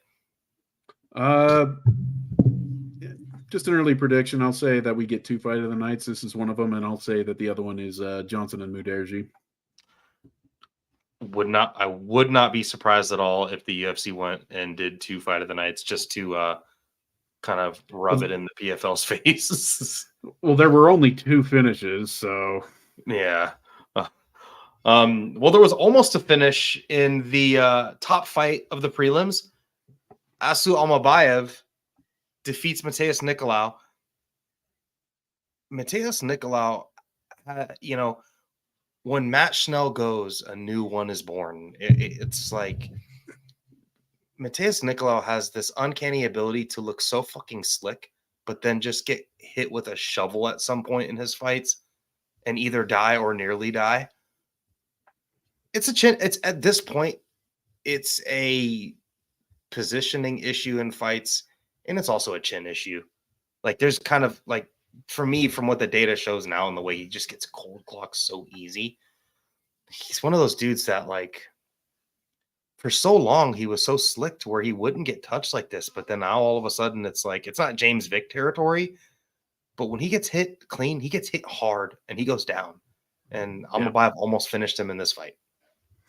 Well, beyond that, like Nicolau, I don't want to say he's got poor fight IQ. Generally, he's a very intelligent fighter, but I think that he gave this fight away by doing absolutely nothing in the first round. If I remember correctly, he landed 2 significant strikes that entirety of the round, just because he was waiting for Almabayev to make the first move. And when nothing's going on, you've got to do something, because like we all know Nicolau won the second round and Almabayev took the third. If Nicolau had just made an effort to do something, I think in the first round, that he very well could have walked out with his hand raised. But to me, that was more glaring, was him just doing nothing than than the chin. I mean, yes, that is an issue, but that's also something that we've kind of established in his last 2 fights. You know, he got KO'd by Perez and well, who was the last one? Royval. That's it. Royval. That with was that that with was that before knee. Perez. Brutal. Yeah. And Nicolau has won fights where he was outstruck, like Tim Elliott, you know, where he Yeah. was outstruck. Oh my gosh, who's the other one? He's been a low volume. He's been a Cop. low volume cop. And then there was a third one too, actually. His introduction back to the UFC after kind of being released, his first fight back. I don't have his record in front of me. But he's been a low volume guy before. So and you start mixing in the fact that he's got that knockout in the back of his head where he's like, I can be touched, I can be hurt, and he's already low volume. Let's see. Dvorak. Yep, David Dvorak. That was another fight where he was outstruck. And just like SOS Rampage says, like he's got, you know, he's got all the tools, but I watch him and it's almost like if I could just control him with a video game controller, he would do better, you know. So it's like because he does have all the tools. Like he's got good range, he's got good counter punching, he's got good grappling. No, and he's got phenomenal takedown defense too. Like I don't know if Almabayev. Yeah, I don't think Almabayev got him down once in this fight, and that's Almabayev's calling card. Like if you had told me that to take him down, yeah, he had to club him. That's the only way he could get him down. He had like a 96% takedown defense rate, and the only time he had been taken down was once by Tim Elliott, and it was 1 of 11. So apparently, yeah. Apparently, UFC stats says that he was taken down in this fight. I don't remember it, but still, if you'd have told me that Almabayev was going to win this fight by decision with just 1 takedown, I would have said bullshit. But yeah, no, Nicolau gave that one away. Yeah, it was a just kind of a. And then once he got caught there in the third, and then he was, you know, being out grappled, it clearly we knew what was going to happen. Before that, Gene Matsumoto defeats Brad Katona in Brad Katona's funnest fight ever. Up there with the Gibson fight. I don't want to say that this one was more fun than Gibson, but I'll say Cody Gibson fight was really good too. Yeah. I kind of jokingly also put into the Sherdog Slack, like, did Brad Katona leave SBG? Like, I literally said it as a joke, just based off the way he was fighting. But no, I forget who it was. It was like, no, he is with Jackson Wink now. So he did leave SBG. So good for him. I think that's, you know, even though he lost this fight, the way he got Gene Matsumoto to, you know, respect his power in the pocket with those elbows, he won the third round. He's done this before too, where he's kind of lost the first two. I think Garrett Armfield was a fight similar to this one where he went out there and just was an effing dog and won the third round. Gene Matsumoto remains undefeated. He looked really good here too. His counter punching looked good. His straight right down the pike countering Katona's leg kicks were really cool. What'd you think of Gene Matsumoto, his win, his performance? So I don't skill wise, I feel like he is what he is, you know, like to quote Dennis Green, he is who I thought he was, at least in those terms. But he showed a lot of dog tonight, you know, because Katona was the one laying the shit kicking in initially, and it looked like Matsumoto could have taken the easy way out, and nobody would have thought any less of him because, you know, you get on the ropes, and sometimes that's the smart thing to do. But he hung in there, came back, and was able to take enough rounds on the judge's scorecard to get, you know, I'm surprised it was a unanimous decision. I thought somebody would give you know, I thought it was going to be a split one way or the other, and I wouldn't have been upset with whoever won it. Close fight. But yeah, no, very close fight. But just the fact that Matsumoto showed the dog that he did, I'm actually feeling a lot better about his chances of being a major player going forward. Even though he lost the third round, like, this fight kind of turned into a dogfight in a way, you know, the grappling against the cage, the boxing in open range, both of them smashing into, you know, crashing the pocket into each other, going from striking into grappling, big, you know, big hooks and exchanges. Katona landed good shots. He landed good elbows. Matsumoto did as well. His straight rights were looking really good. He's like 25. Yeah. Yeah. I In an remember, I was talking with Ben about this in the preview, and I'm like, I don't know.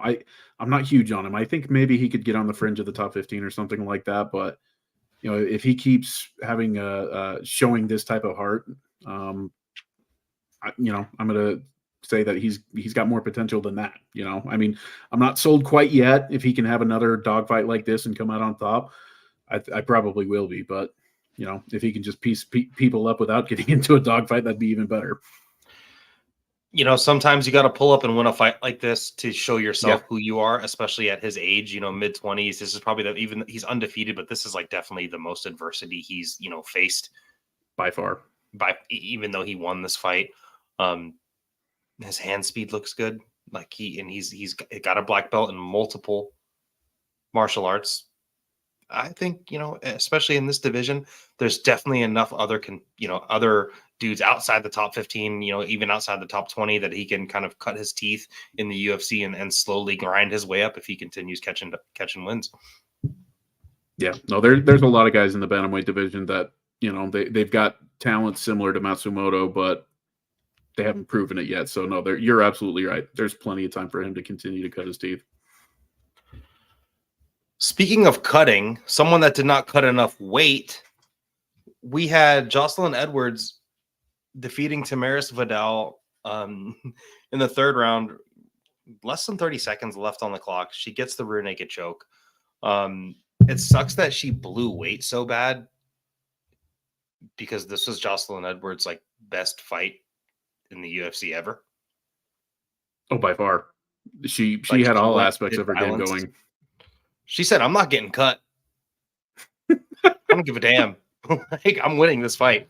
Tamaris Vidal's walkout mixed with the walkout song and like the way she was just dead stared straight into the camera.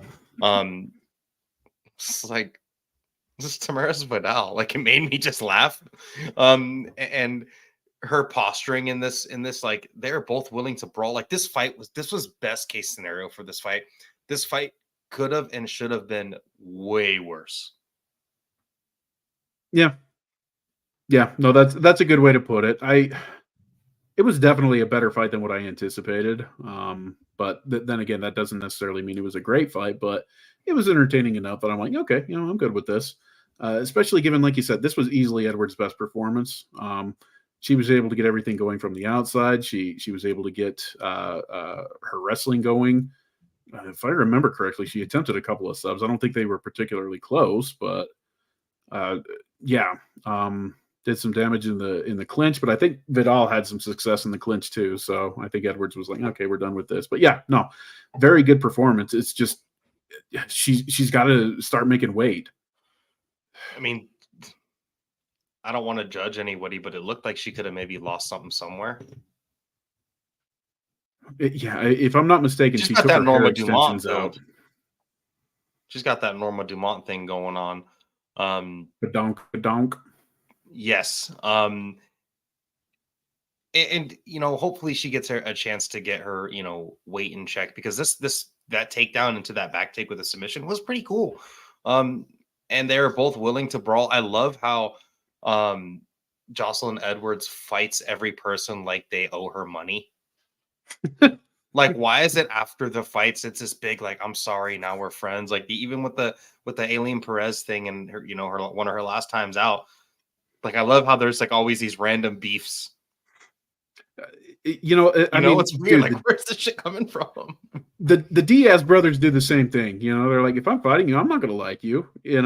But after the fight, they quite frequently have a lot of respect. Like I remember how chummy Nate in particular has been with some of the guys that he's beat afterwards. That you could tell he respected him beforehand, but if he's going to be playing face punches with people, he's got to be hating them.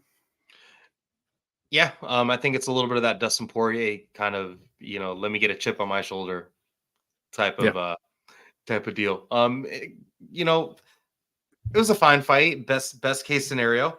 A fight before that where we had another women's fight. We had 3 women's fights in a row, which is nothing wrong with that. Elise Reed took on the aging Jessica Penne, and she won via unanimous decision. Elise Reed had a slow first round, but the second she found her striking, her range, and Penne kind of slowed down a little bit and got touched a little bit, Reed's boxing looked like, I mean, again, we've had a couple in a row where like looking the best that they really ever have. Yeah, no, that's definitely the case here with Reed.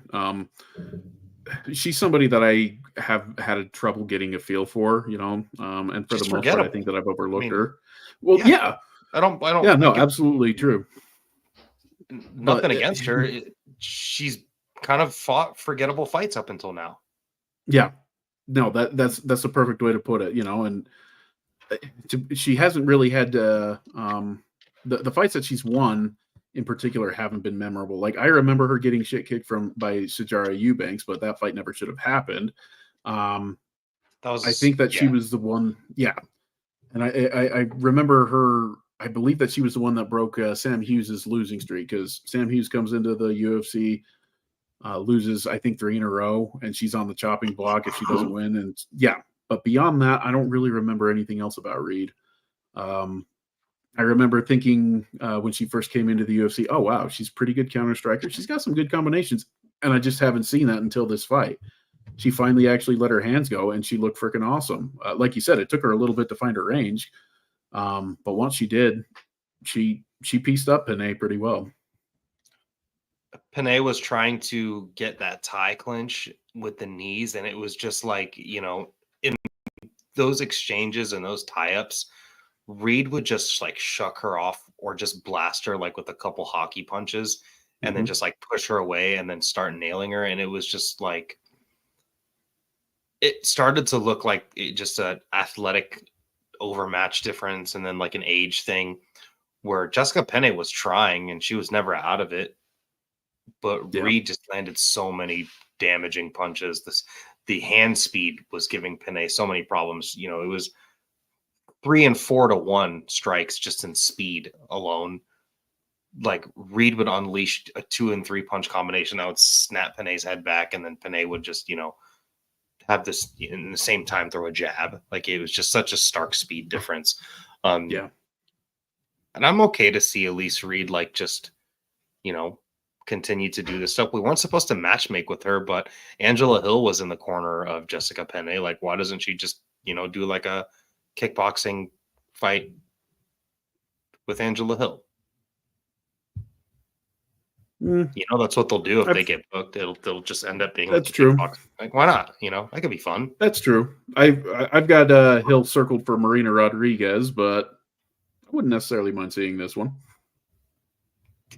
Largely because I swear Hill's fought pretty much everybody in the top 15, even those that are probably champion, but she hasn't fought Rodriguez by only the grace of God. I don't know why that one hasn't happened, but it seems like it should have, right?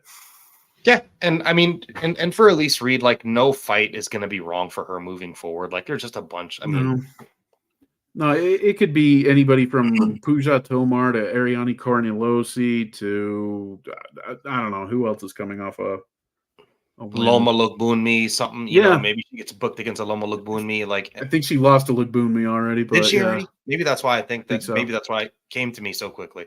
But a performance like this kind of makes her no longer meddling. Agreed. No, you got something that you can connect to her that's like, oh yeah, she looked great in that fight. So yeah, no, I agree. Cool win by her, and tough loss for Jessica Penne. I don't know if she's going to be on my cut list per se, but I don't know how much gas she's got left in the tank. Yeah. She's 41 now. She's been doing this a long time. And throwing the fact too that she was fighting at atomweight. She was big for atomweight too. So I don't know how much weight cutting at that time took out of her, but I don't know. We'll go on to the next fight. And congratulate. She got married and did a fight camp all at the same time. Like, Reed, yes, yeah, no, that's very cool. Want to test your ability to deal with stress? Do something like that.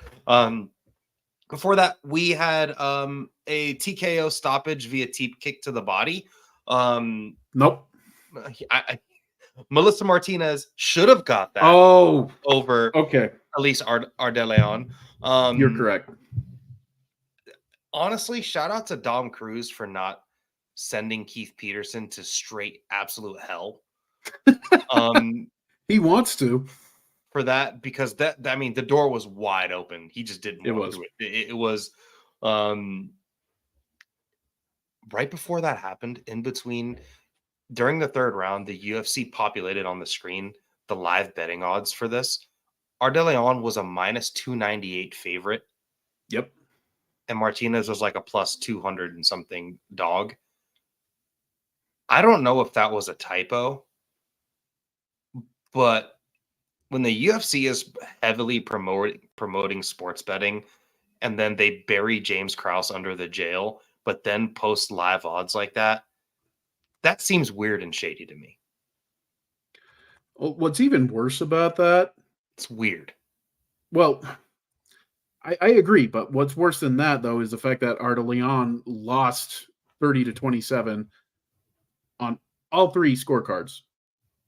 Yeah, so like that's go to on the Sherdog in the Sherdog Slack here. If you go to the scoring, everyone scored at a 30-27 for Martinez. Go to MMA decisions. I'm not there, but I'm pretty sure most people scored the first two rounds for Martinez alone, not including the third round, because the live odds were released only after the first two expired. Like, I didn't. I gave Ardeleon the first two rounds, largely because. Oh, did you really? I did.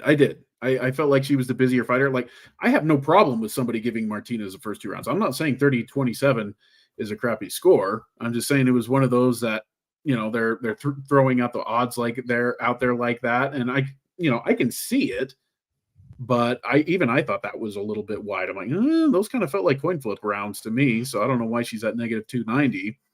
But yeah, like you said, just the fact that they were, you say negative 290 and then it ends up being that the scorecards are 30-27. That's weird. I'm not hype on Martinez moving forward, even if the first two rounds were really close. I just thought she might have done the better work, but her style, just taking the back foot and trying to, like, if you're going to be on the front foot, you land like a weird hook kick or like a spinning hook kick. And then you want to take the back foot and like jab from the outside. And you're just going to let your opponent close the distance. After she honestly finished Ardeleon with that teep kick to the body, she didn't land a single strike after that. Yeah. Like, it was just a really confusing. Honestly, the teep kick was just a kick to the liver. She called it a groin shot. Smart by Ardeleon. The fight should have just been stopped there. But I mean, after that, the rightful winner won. Ardeleon having two losses in the UFC, like the Shanna Bannon loss was a really bad loss, but like this one, I don't think she looked terrible. And I still think the UFC, based on her, social media platform and notoriety, I think she'll get another fight. Well, with the Bannon loss too, she took that one on short notice. So I think that there's a little bit more leeway to give her there because that was actually a pretty close fight too.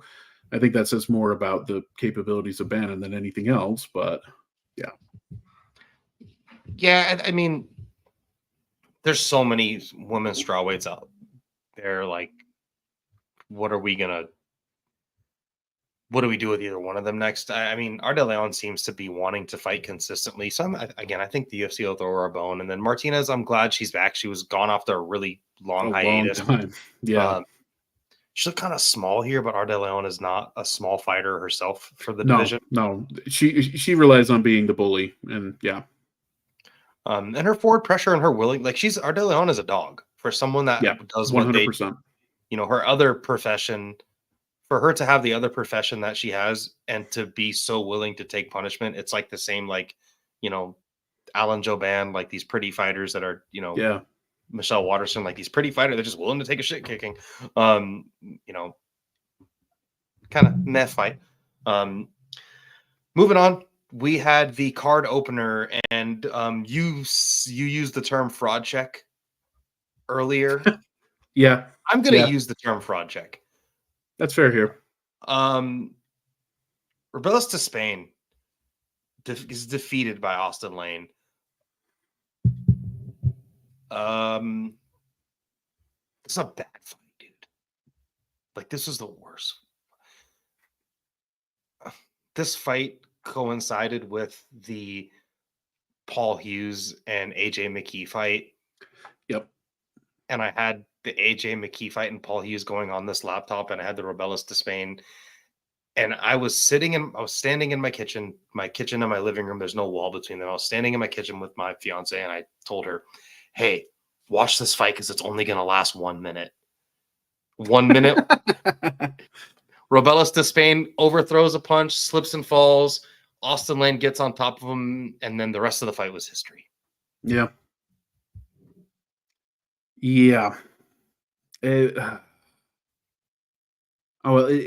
does provide it provides clarification.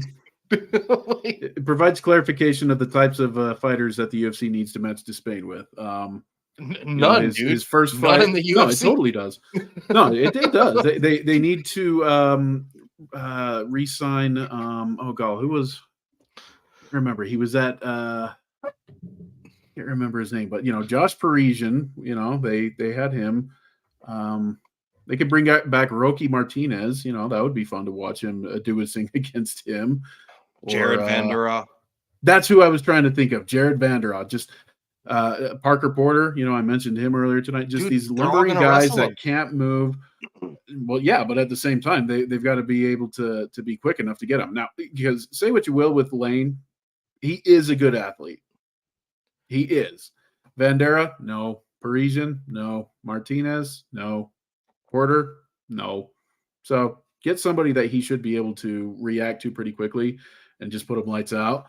And yeah, you might start getting your money's worth. But if they thought that he was going to be somebody ready for the big spotlight by getting a series of finishes under 15 seconds against people who have barely fought MMA, no, he was not ready for the big time. I don't know how many heavyweights on the roster I would pick Rebellis to Spain to beat, and I don't think there's any. I actually think Vanderaa and Parker Porter. I don't even think Rebellis to Spain is like the explosive or quick athlete that we all think he is, or even if he is, he's only for 14 seconds. Even in this fight, like in the opening exchange, like he's got his hands down. A minute into this fight, after he fell and was on his back, he was breathing like, the mouth open breathing, the way Francis Ngannou looked under Stipe in their first fight, like in the 4th round, just like he's just not ready for this. Like, this just isn't for him, in my opinion. I would pick Huggy Bear to beat him. We have, Antime Tardif saying, I'm picking everyone to beat Rebellis to Spain. Like, I don't. No, I totally get where you're coming from. Ben Cooley's got a couple of good calls as well. The Tapas never attempt takedowns. Throw him in there with them. Junior Tapa is the fight, and then loser leaves town. Yeah, and he even threw out Sean Sheriff, the guy who was signed on short notice last week. That just looks like a big plugger. I think that's somebody else that he might be able to play punching bag with, but it's like for Austin Lane to be an NFL player, like, dude, you can't just like go tackle this dude. Like, yeah, he did go tackle this dude, but like, I feel like it should have just came way easier after the first 3 minutes of the fight went by. Austin Lane holds on to his UFC contract because he was set up to lose this fight. Oh, totally. 100%. Mick Maynard and Dana are punching air after the second Rebellis to Spain slipped and landed on his back, and just like him on his back, like a turtle has got a better chance of getting off their back than Rebellis to Spain. Pretty much. How sad is it that we're not even talking about Lane? It's all just how bad Despain is because he had such a hype train behind him. But Tell me a good thing about Lane from this fight. he did get his wrestling going, and he was smart enough to know. He was smart enough to know That's my that he thing. should not be standing and trading. No, I get it. I totally get it. That's my thing. It's a shame we're not talking about Lane. Well, yeah, no, I get it. You're not wrong. I totally get it. I'm saying it's more a commentary on the fight itself. sure. I'm not trying to say that. Oh yeah, no, Austin Lane's going to be the next world beater for the UFC. I understand that he's not, but at the same, if we want to truly say something positive for him, he was talking about in his post fight interview, he's calling out his kid, and he was saying, keep working your ass off, and hopefully, or not hopefully, and your dreams will come true. That type of message, I'm not going to crap over. So that's something positive we can throw in Lane's direction. He won. He knew what he had to do to win. Yes. He said in the post-fight interview he knew he could beat this guy, and he did what he had to do to win. Darn you, Waldo Cortez Acosta, for showing the world how to beat Rebellis to Spain. Somebody was going to. It's not just someone Cortez had to Acosta show us. well. It just had to be Waldo Cortez Acosta. So and he basically got punished for it. Yeah. That's the UFC card. We didn't do the whole PFL card. On to more fun things. Bulls and the Bears. Stock market reference. I can't. Stock market reference. Where's Keith Schilling when you need him? You guys know what this is. Give me your Bulls. Give me your Bulls. I'll let you go first. I kind of want to start with the Bears because the whole thing was funny. You want to start with the Bears? No, you can start with the Bulls. Let's do start with the Bulls. Okay. I thought you good. Okay, start with the good. Charles Johnson. It may not have been the cleanest win, but son of a bitch, if it wasn't a fun win, and it gives him 4 in a row. I find it hard to believe that he's not going to get a ranked opponent first. And you love to see somebody who's just been a dog showing up, fighting consistently like that get rewarded. So Charles Johnson. Let's see. I put down wrestling for non-wrestlers. Because there was a bunch of them that you don't think of as traditional wrestlers that were able to come out and get the win. There was Austin Lane, Jocelyn Edwards, Johnson was another one that you could kind of throw in there because he's not a traditional wrestler. So good to see a bunch of people who that's not their go-to. And of course, there's obviously Darren Elkins, but that's what he does for every single one. And same with Anthony Hernandez. But still, I say wrestling for the non-wrestlers.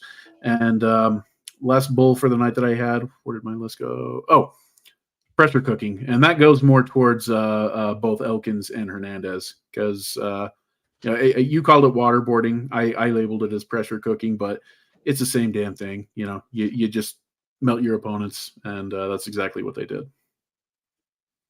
I agree with all those. Since you didn't mention the PFL, I will do. I'll grab a couple of those. Go for it. I didn't know if I was supposed to include into that with the Bulls and Bears, so go for it. Paul Hughes, he looked great, pulled up, kind of as an underdog here, and a lot of people thought this was way too big of a platform for him and way too much too soon, and he showed up and just outfought AJ McKee, punished him, won a lot of the grappling, hurt him, almost finished him in the first round. Really cool. And he seemed a little bit undersized in there too. So he kind of, showed up and showed out. Number 2, I'm going to go with Rob Font. He was one of the bigger underdogs on this card. He was, this fight was kind of set up for Kyler Phillips to win, but it actually became a setup fight for Kyler Phillips. And I just thought Rob Font's performance was, dogged and pretty cool. And the number 1, I'm going to go with Francis Ngannou. Just all the stuff this guy's been through in his life in the past year and a half to get him to this point. I never thought he was fighting MMA again after the Tyson Fury fight. I thought he would just take his ball and go home. But no, he's kind of, is he doing it on the highest level? Maybe, maybe not. But when he's competing in MMA, the world's a better place. And shout out to his son Kobe. I think what Francis overcame was really awesome. Agreed. All right, Bears. Bears. Do you want to go first? I will go first on the Bears. My first Bear is, I'm just gonna say PFL commentary. There was a I think moment. that's fair.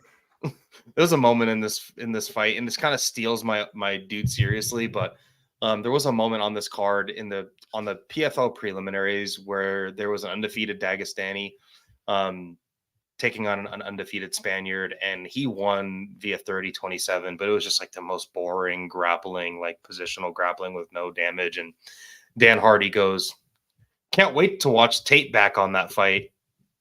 And it's like, dude, you just lied on live TV. Like, you could have just said nothing, but you decided to lie. And I thought that was really funny. Number 2, Robelis to Spain. He's on my Bears list. Yeah, he's on my shit list too. he's on everybody's shit list. Yeah, that's a long list. Just come on, dude. And the number 1, Keith Peterson with the Elisa Ardeleon fight, and like kind of allowing that to restart. If you see someone get hit keel over and not be able to continue and claim it was a nut shot and try to take the time, like, and I hate to bring up the gender thing, but like, that's not going to be a nut shot in women's MMA. That's going to, who am I to say? I don't know what it's like to get hit there as a woman, but I know what it's like to get hit there as a guy. I just, that was some strange officiating. Yeah, it was weird. It was weird. It's one of those that I feel like, okay, I gotta look at the rules with regards to that a little bit deeper. I know that Ben Cooley mentioned something about that earlier because Feller did comment on that, but it's still one of those that it just seemed weird. But just because you have a decision between allowing the fight to continue or stopping the fight, just because you have the decision doesn't mean you made the right one. No, I agree. I totally get that. Totally get that. Like I said, yeah. Like, he made a decision. He had the opportunity to make one or the other. He just made the bad one, in my opinion. So that was my number 1. What are your? So like I said, Despain was one of my Bears. I also had Jake Hadley. This he had a bad matchup in front of him with regards to Brady Heastan. I felt like this was a gift for him to get Cameron Smotherman on short notice, and Hadley just completely shit the bed. So definitely a Bear there. And my other Bear, I had Kyler Phillips, which is why I did not have Rob Font as a bull. Is I don't like having opposite opponents on the Bears and Bulls. So I felt Phillips was more of a Bear than Font was a bull. So yeah, I agree. It kind of, even though I put Font on my Bulls, it's definitely, if you got one, you can't have the other. Yep. Awards. I know them. Do you know them? I do not. You do not. Okay. I want you to guess the awards, and then in the chat, guys, guess them. Guess the awards of the night. Tell me who you think got them. So I think Johnson and Muderji got fight of the night. They're probably going to give Hernandez an award because he's the only eligible fighter who got a finish, because Edwards missed weight, so she can't get it. And I don't know, is there somebody who, I don't know, maybe they'll randomly throw one in the direction of we'll say Darren Elkins, because Darren Elkins is fucking Darren Elkins. So I have the rewards. Fight of the night to Pineda and Elkins. That was half right, I guess. Performance of the night, there was only one, so I guess they're saving some money for the pay-per-view next week. I hate when they do that. I understand it, honestly. Fluffy Hernandez. performance of the night. Like I said, he was the only one eligible who got a finish. So I would have rather them given 2 fight of the nights personally. Go with I would have been fine with Elkins Pineda and then either Johnson Muderji or Katona and Matsumoto. Those were both fights that I thought warranted 50K each. But yeah, maybe Dana will throw Elise Reed a couple shekels for her honeymoon that she was asking for.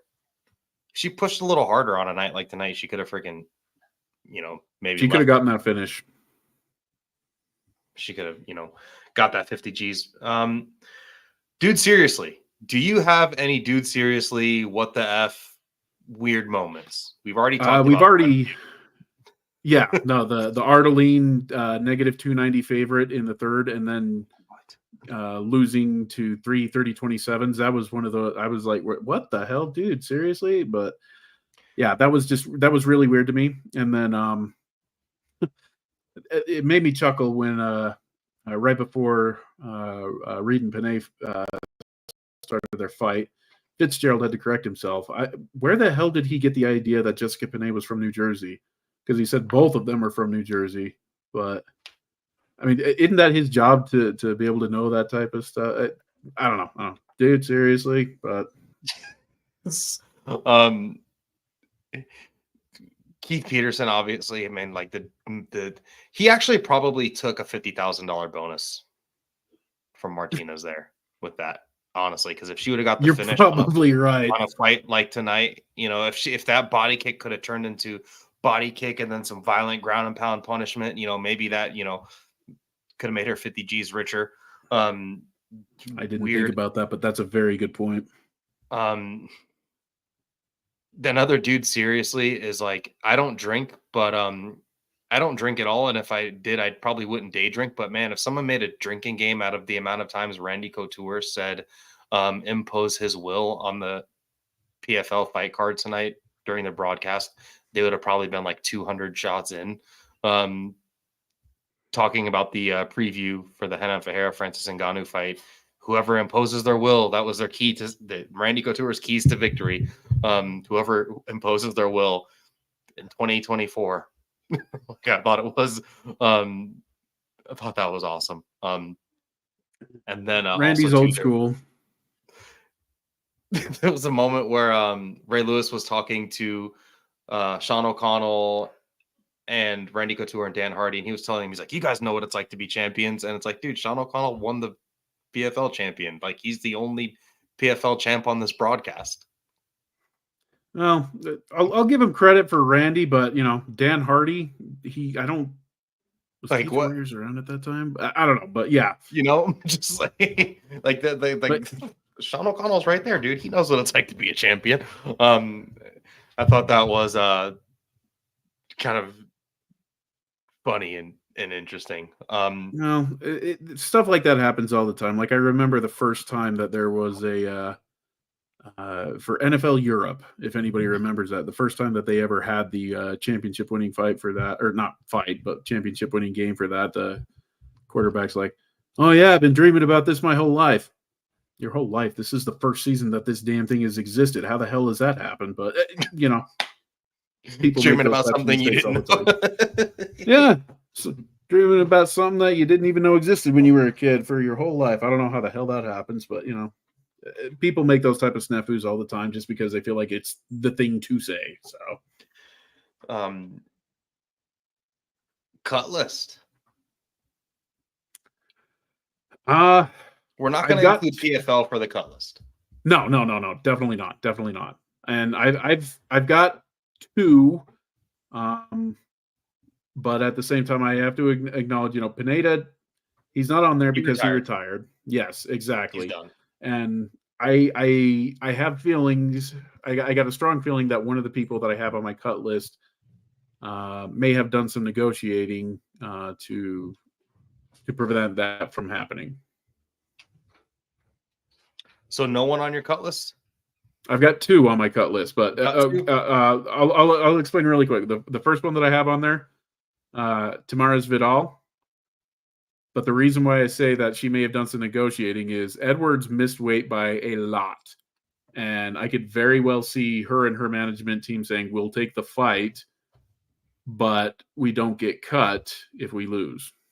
I know that deals like that have been made in the past when opponents have missed weight. So I got a feeling that even though I probably would cut Vidal, I got a feeling she'll be hanging around. And you're probably right. I know they do a lot of backdoor negotiations like that. I Mm-hmm. wouldn't be surprised, like, hey, I'll take this fight, but this can't be held against me, type of thing. Yep. The UFC's response to that is probably like, we don't really care if you fight or not. But I wouldn't. Who is your other? Penne. Penne. I agree with you on Jessica Penne. It sucks, but and her time on the bench, really sucks too. Like her suspension issue that she had. That was such BS too. Like, especially at her age, and then to come back, it's just, I know she's kind of lives MMA, like she surrounds herself, like her friend group is a bunch of MMA fighters and stuff like that. So, I feel for her to get cut because she's still going to be surrounded by a bunch of, active athletes, but I think it's probably time for Panay to go. Yeah. I won't be mad if the Spain goes either. Like, I just don't. I'm not going to be mad about that either, but I didn't put him on there because I know that he's not going anywhere soon. They've already they invested too much on him to say goodbye after just 2 fights. If he loses another fight, though, especially in this fashion, he's done. Like he's done. Agreed. And I'm already going to pick him to lose the next fight he gets booked in, unless it's against. I don't know. I wouldn't pick him against many people on the roster. That's really all I've got on my cut list. Everyone else, even Nicolau still needs to lose another fight before he goes. Same as Katona. Austin Lane just won. I could see Nicolau going just because the UFC. I don't think that they like him very much, because he's not a. Yeah, no. Well, that was also when they were purging the flyweight division, but I think it's just more the fact that he's not your typical scrambly type of flyweight that puts on a fun fight. So I would keep him just because I think there's still some utility, but he's somebody that I think I could see the UFC saying goodbye to. Yeah. That leaves us for the very last question of the night. Who is your listener of the night tonight? I had a couple of names that I thought stood out, but I will go with SOS Rampage. SOS Rampage. He seems to have disappeared. Maybe he went on to have a late dinner or something like that. He was great. All the OGs were in here, and I appreciate all you guys listening when the two true hosts of the show are not here. So thanks all you guys for listening. I'm gonna go with Ben Cooley, even though he's an OG. He had a lot of cool stuff to say. Again, I appreciate all of you guys for listening. Yeah, throw out Marcus Mustard, Anthony Tardif, Ninja Kitty. Like you said, all the OGs. Yeah, I'm in report showed up towards the end of the show. I'll be back next week with my own show. I know Keith and Ben will have their preview show for the upcoming event. I know you've got some stuff going on. Tell everyone what you've got going on this week, where they can find all your stuff. Just like everybody else, I'm at Sherdog.com. My Twitter handle is the Dane Fox. I often have to think about that because I don't do a hell of a lot on Twitter. But if any of you guys ever want to say hi on there, please feel free to. And hopefully, should have an article on Francis coming out this week as well. Francis Ngannou, to be more specific. Guys, show me some love on Twitter. I need to change my algorithm so it's not like live war footage between Ukraine and Russia and all of those terrible things. My algorithm is plagued. So come say hi to me on Twitter. My Twitter handle is DevGoesFishing. Also on Instagram. I've got my show coming out. Check the Kick on Tuesday. We'll be talking. I don't know. I did a whole recap show, so maybe I'll just talk about the UFC pay-per-view coming up. I'm glad all of you guys tuned in. Thank you for joining me, Dane. I really appreciate it. and see you guys all next week. Enjoy the fights. Take care.